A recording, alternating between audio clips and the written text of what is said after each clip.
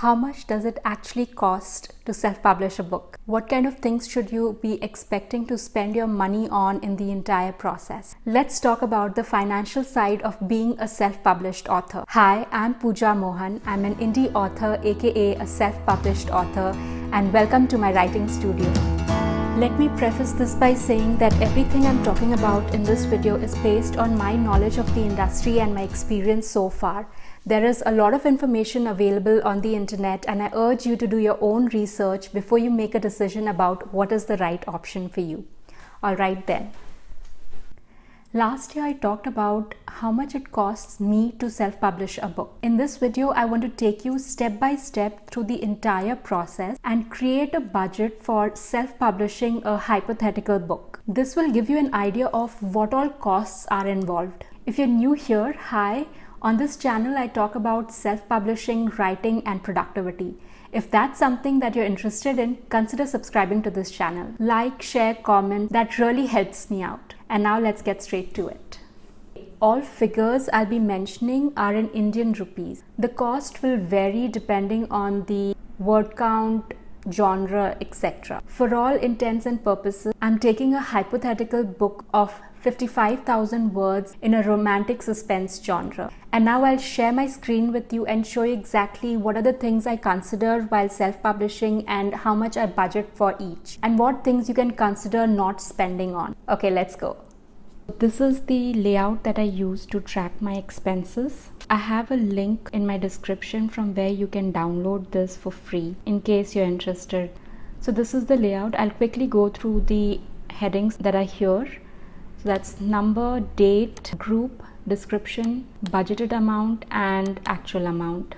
I have certain buckets under which I record my expenses, and that's what I record in this column. Now, to save time, I have already filled out this tracker, so I'll quickly take you through that.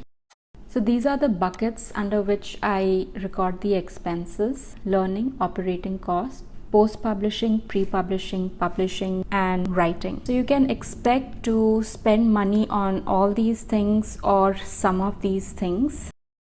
Author website, pictures for your book, newsletter, author pictures, printing costs for self-editing apps, writing apps, ad to promote your author platform, any miscellaneous expenses, laptop antivirus, Dropbox. So this is the amount that I have budgeted for these.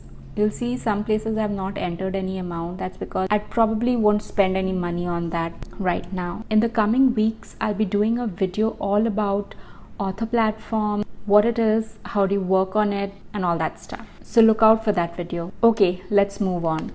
Next is learning and writing. So these are some of the expenses that could happen, and this is the amount that I'm budgeting for. That's writing workshop, books on writing, self-editing, publishing, workshops on publishing, stationery, laptop, Scrivener. Again, you'll see I have budgeted some amount, and in some places there's nothing. That's because I won't be spending on these things every time. Next is pre-publishing, and this is the biggest bucket and the most expensive one. If you haven't yet, please consider subscribing to this channel. There are many more videos coming on the detailed aspects of self-publishing. Make sure your notification bell is turned on to all so that you don't miss out when the next video goes up. So under pre-publishing, I have editor, cover designer, design app, images, fonts, formatting, ISBN, barcode, copyright, proofreading, proof copy, publishing platforms, e-arcs, paper arcs, mailing cost, stationery, bookmarks, PR packages, promotional freebies. You can spend on these, but it's not necessary. Depends on you how much you want to spend and where you want to spend. The most expensive is editor. That's a big chunk of the budget. Next is publishing. Here you have in-person launch, virtual launch, advertising, promotional activities, Goodreads giveaway, Instagram giveaway, other giveaways. Next is post-publishing. Here you have promotional activities, advertising, paperback giveaways, ebook giveaways.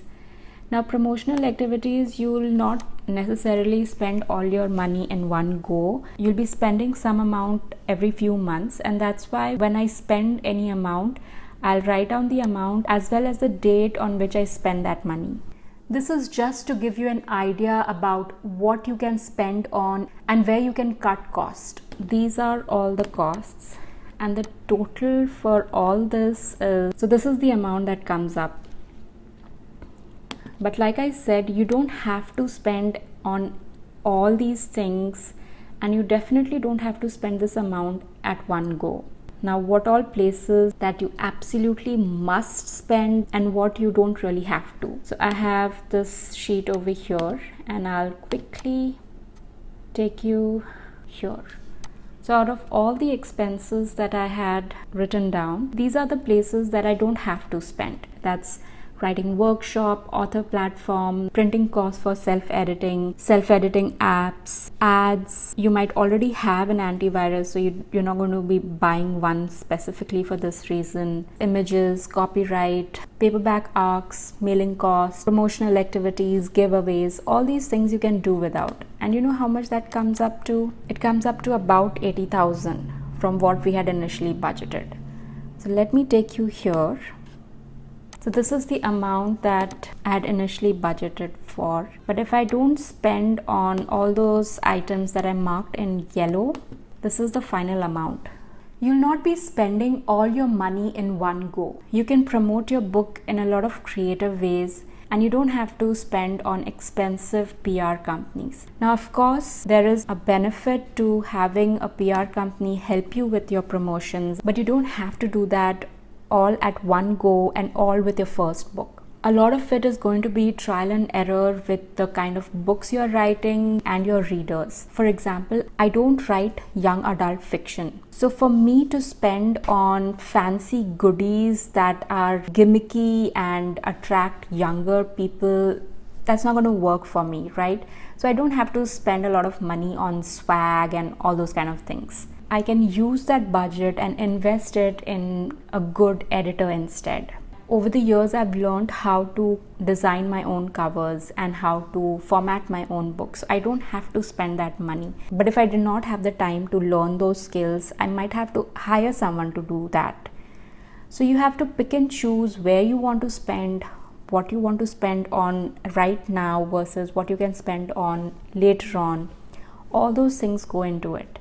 It's all a business decision that you'll have to take. So you can publish your book at a reasonable cost of about 32,000 rupees.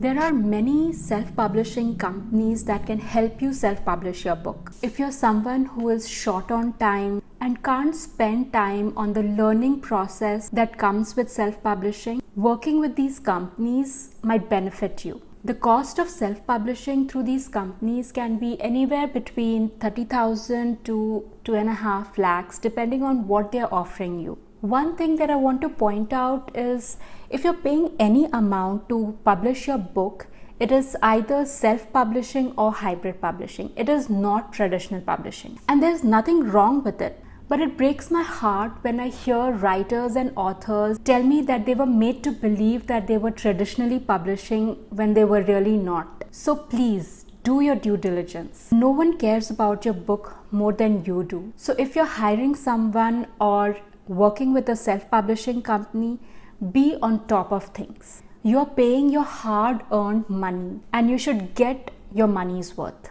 You will not make your money back on the first day or the first week. That's just the reality. You have to look at self-publishing on long-term basis. So you have to keep patience, keep working on your craft, leveling up, and also keep building your backlist. That really works for indie authors. If this is not something that you can do, consider traditional publishing. I have done a detailed video on the comparisons between traditional publishing and self-publishing. I'll link it below. Your goals may be different and your financial situation may be different. So consider those things as well when you're making a decision about going the traditional publishing route or self-publishing your book. I hope this video gave you an idea of what you can expect to spend on each book when you're considering self-publishing. It's not to scare you. I just want to be honest with you and show you exactly what you'll be signing up for if you consider to be a self-published author. I don't just whip out this amount of money from my bank. I budget for it, I save for it.